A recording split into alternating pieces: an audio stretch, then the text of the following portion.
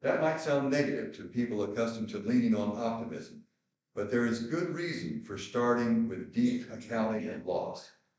Honesty allows us a moment to pause and take stock before we forge ahead.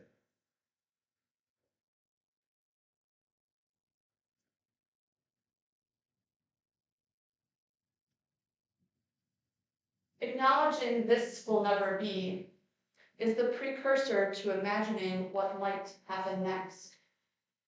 Without it, we may inadvertently find ourselves trapped in what psychologists call an identity foreclosure. As psychologist Adam Grant describes, we can get tunnel vision.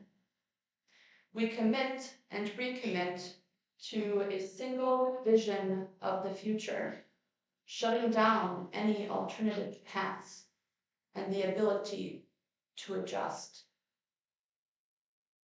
You wanted to be a parent, but infertility made it too difficult.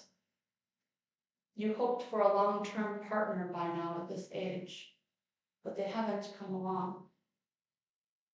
You were excited to help raise your grandchildren, but then they moved away.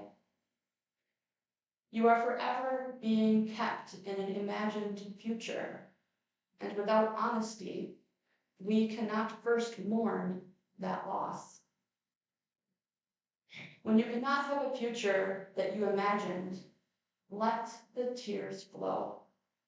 Let yourself mourn. Pour out your grief in all its truth, with all your power, in whatever form it comes. With words, or with songs, or with talking with friends, long walks, or screaming into the void. Let it out. Tell God the whole of it, even though it hurts, and especially the honest, angry parts. Anger is our soul's sentry, but there to protect our boundaries and our vulnerabilities we carry. We hear in Ecclesiastes chapter 3, verse 1, that to everything there is a season and a time for every purpose under heaven. There is time to mourn. Let it take up as much space as it needs.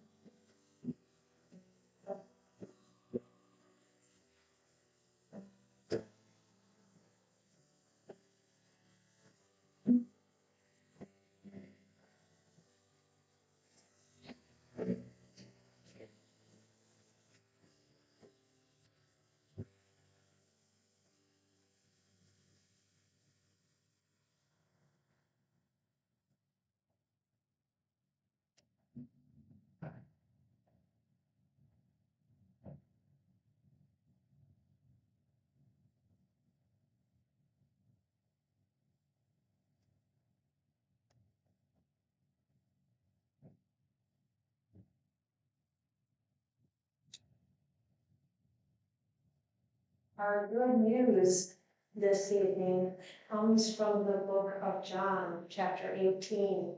We're going to read chapter 18, verses 12 through 1942.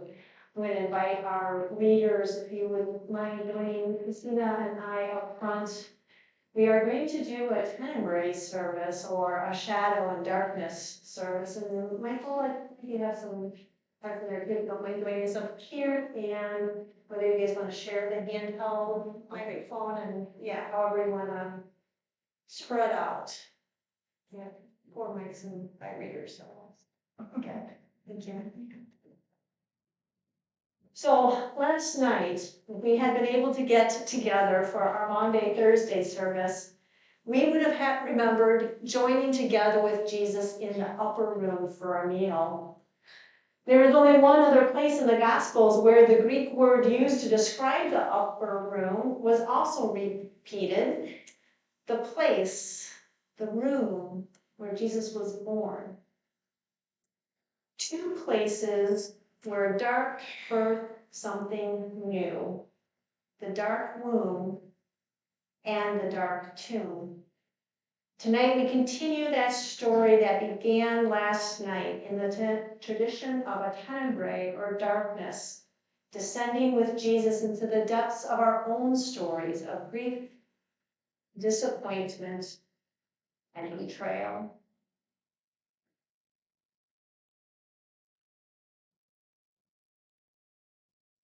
So the band of soldiers and their captain and the officers of the Judean authorities seized Jesus and bound him.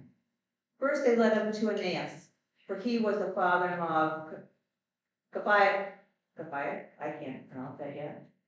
Caiaphas, who was high priest that year. It was Caiaphas who had given counsel to the religious authorities that it was expedient that one man should die for the people.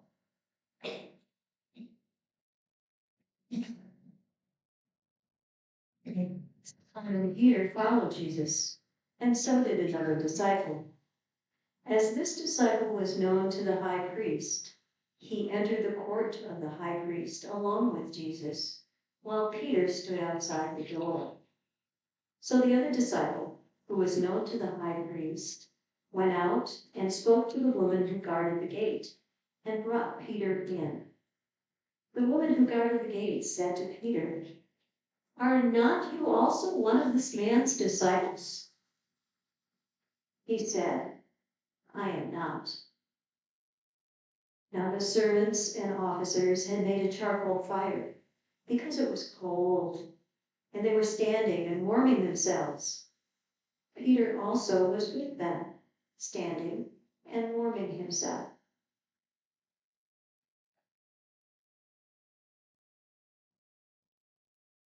The high priest then questioned Jesus about his disciples and his teachings. Jesus answered him, "I have spoken openly to the world. I have always taught in the synagogue and in the temple, where all Jewish people come together. I have said nothing secretly. Why do you ask me?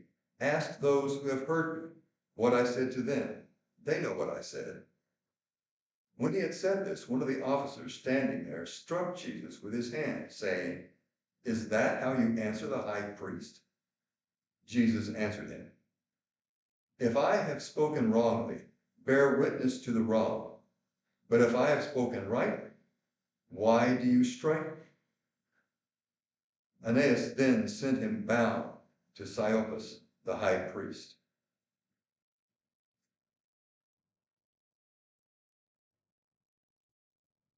Now Simon Peter was standing and warming himself. They said to him, "Are not you also one of his disciples?" He denied it and said, "I am not." One of the servants of the high priest, a kinsman of the man whose ear Peter had cut off, asked, Did I not see you in the garden with him?" Peter denied it again, and at once the cock crowed.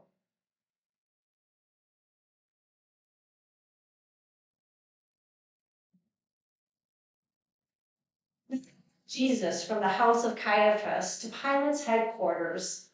It was early. They themselves did not enter the headquarters, so they might not be defiled, but might eat the Passover. So Pilate went out and said to them, "What accusation do you bring against this man?" They answered him, "If this man were not an evildoer, we would not have handed him over." Pilate said to them, "Take him yourselves and judge him by your own law." The religious authorities said to him, "It is not lawful for us to put any man to death."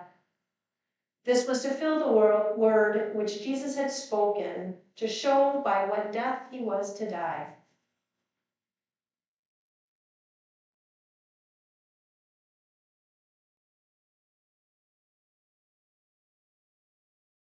Pilate entered the headquarters again and called Jesus and said to him, "Are you the king of the Jews?" Jesus answered, "Do you say this of your own accord, or did others say it to you about me?" Pilate answered, Am I a Jew? Your own nation and the chief priests have handed you over to me. What have you done?" Jesus answered, "My kingship is not of this world. If my kingship were of this world, my servants would fight, that I might not be handed over to the religious authorities. My kingship is not from the world." Pilate said to him, "So you are a king?" Jesus answered, "You say that I am a king. For this I was born, and for this I have come into the world, to bear witness to the truth. Everyone who is of the truth hears my voice." Pilate said to him, "What is truth?"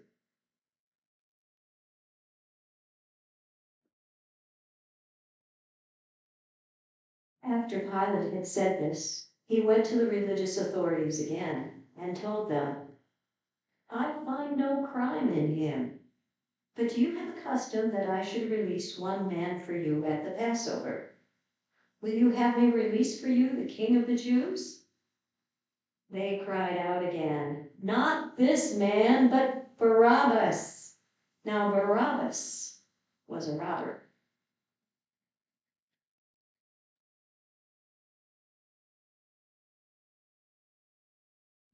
Then Pilate took Jesus and scourged him, and the soldiers plaited a crown of thorns and put it on his head and arranged him in a purple robe.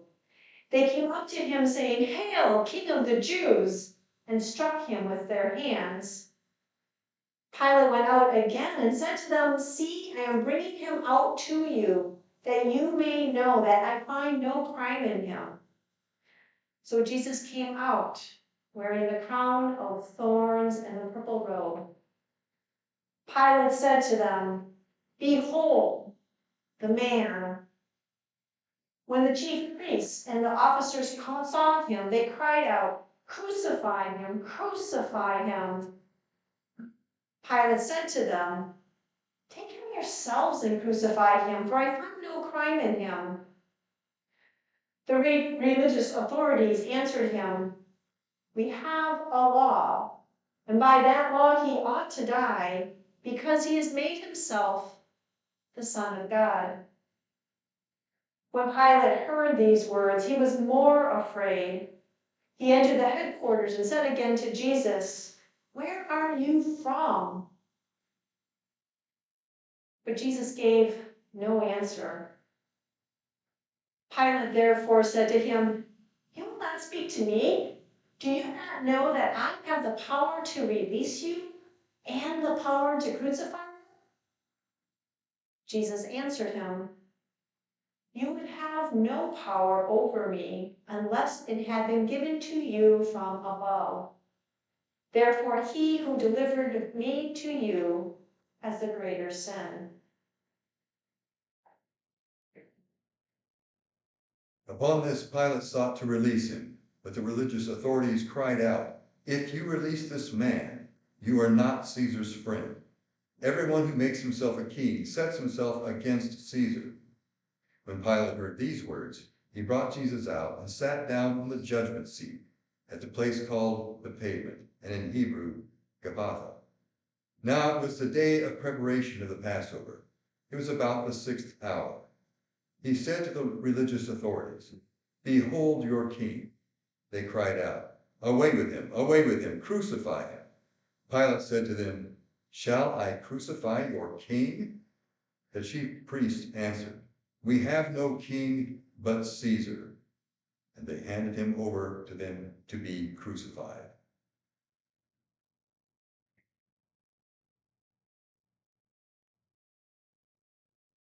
So they took Jesus, and he went out bearing his own cross to the place called the Place of Skull, which is called in Hebrew Golgotha. There they crucified him, and with him 2 others, one on either side, and Jesus between them. Pilate also wrote a title and put it on the cross. It read, "Jesus of Nazareth, the King of the Jews." Many of the Judeans read this title, for the place where Jesus was crucified was near the city, and it was written in Hebrew, Latin, and in Greek. The Jewish high priest then said to Pilate, "Do not write, 'the King of the Jews,' but instead write, 'This man said, I am King of the Jews.'" Pilate answered, "What I have written, I have written."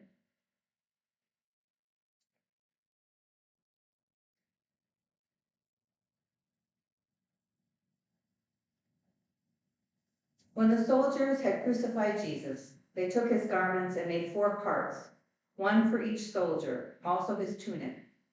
But the tunic was without seam, woven from top to bottom. So they said to one another, "Let us not tear it, but cast lots for it to see whose it shall be." This was to fulfill the scripture, "They parted my garments among them, and for my clothing they cast lots."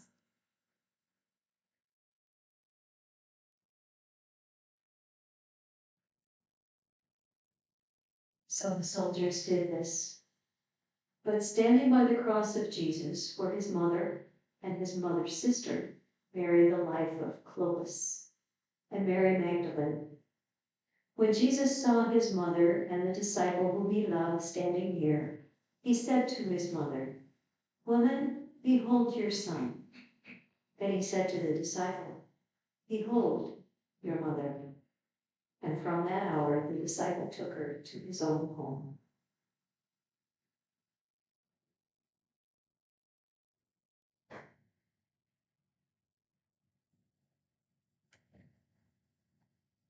After this, Jesus, knowing that all was now finished, said to fulfill the scripture, "I thirst."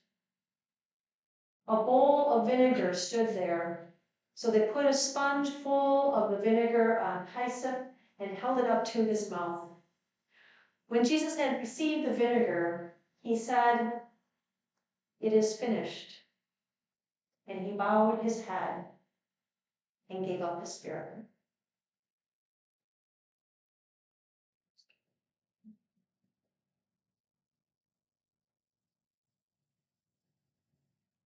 Since it was the day of preparation, in order to prevent the bodies from remaining on the cross on the Sabbath, for that Sabbath was a high day.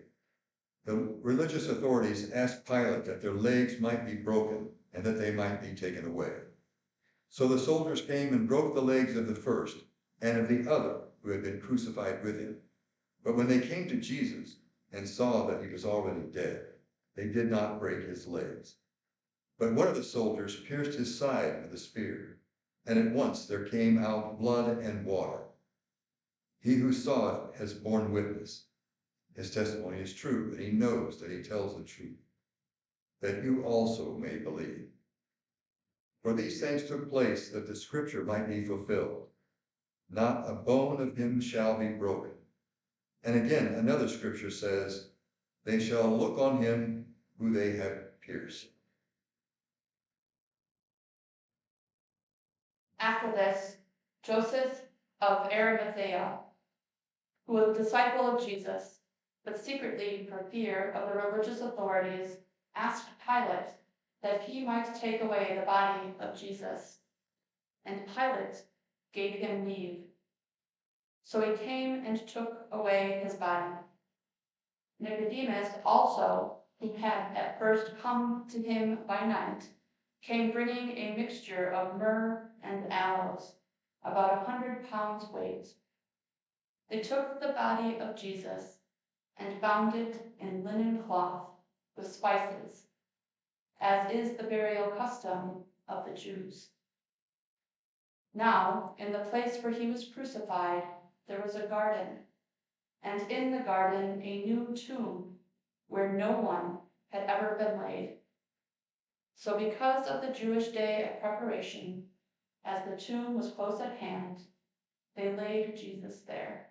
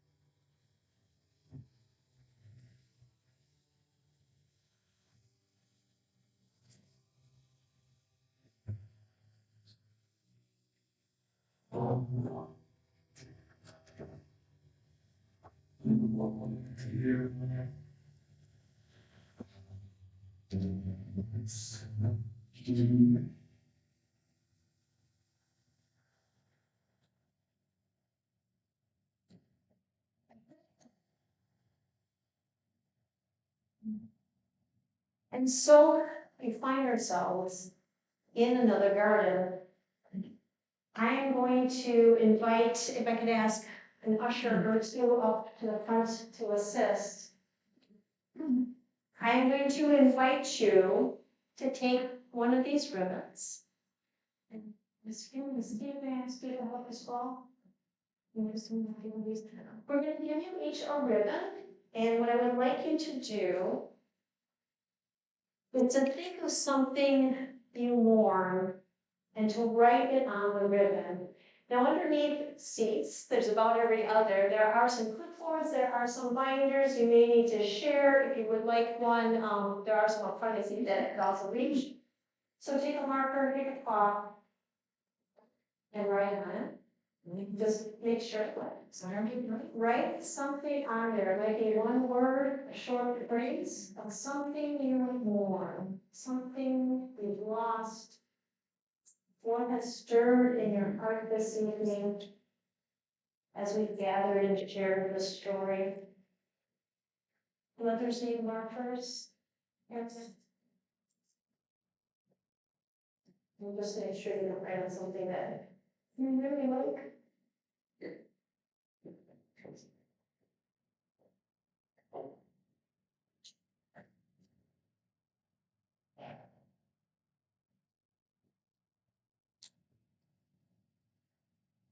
Does anybody need a binder or a clipboard at all? If you are at home, if there's a sheet of paper you would like to use, or something nearby that you could write on. And as you write your prayer, as you write that on your ribbon, I invite you to wrap the ribbon around your hand as the fabric, the linen was wrapped carefully around Jesus's bruised and lifeless body. As you wrap this around your hand or your wrist, you can wear this out into the night this evening. Perhaps you may decide you want to wear this until Easter morning and carry it with you tomorrow as well. In this way, we draw in another bookend of the story, the swaddling clothes with which Jesus was wrapped at his birth, and then the linen burial cloths in the story of his death. Indeed, in the silence of the garden, the shadows of the tomb, and the depths of our grief, remember that in the devastation, God is buried with us in our deepest pain. God wraps us and folds us until we can move through that birth canal once again into new life. After the music this evening that we sing together, the blessing, you will be invited to stay in this sacred space as long as you wish, and then leave in silence.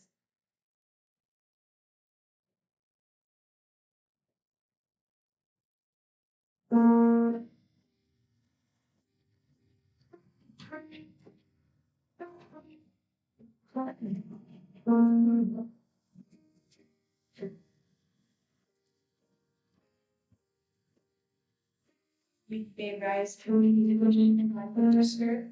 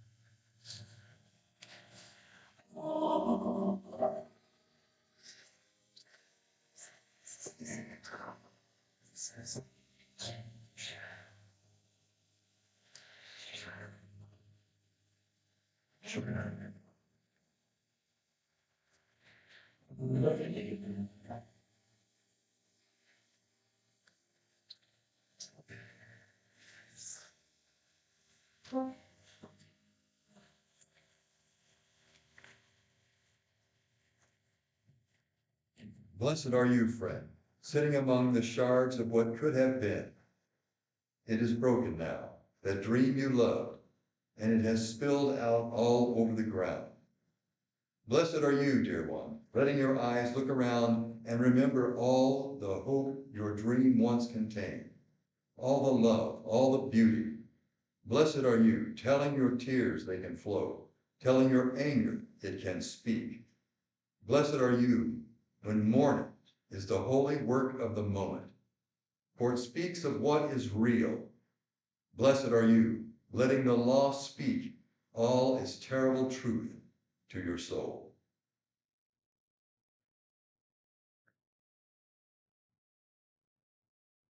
Blessed are we who mourn, saying, let us remain in grief's cold winter for as long as it takes, that mourning might be in our hearts the gentlest springtime.